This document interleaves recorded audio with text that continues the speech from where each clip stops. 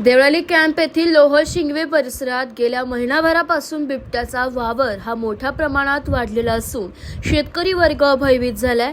नदीकाठचा परिसर, गराडी नाला परिसर या ठिकाणी दिवसाही मोठ्या प्रमाणात बिबट्याचा वावर हा आढळून आलेला आहे। 2 दिवसापूर्वी लोह शिंगवे गावात रात्री 11 वाजेच्या सुमारास 2 बिबट्या आढळून आल्याने ग्रामस्थांनी आरडाओरड केल्यानंतर त्यांनी धूम ठोकली आहे। बिबट्यांनी मोठ्या प्रमाणात पाळीव कुत्र्यांचा फडशा पाडलेला आहे। गावचा मोठ्या प्रमाणात शेतकरी व दुग्ध व्यवसाय असून गिनी गवत ऊस तोडण्यासाठी शेतकऱ्यांना रोज शेतात जावं लागत असतं।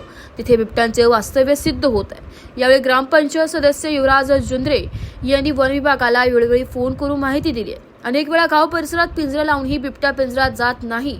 गेल्या 2 दिवसांपासून जुंद्रे मळा परिसरात बिबट्याचा बछडा आढळून आलेला असून त्यांच्यासोबत त्यांची आई असण्याची शक्यता वर्तवली जाते।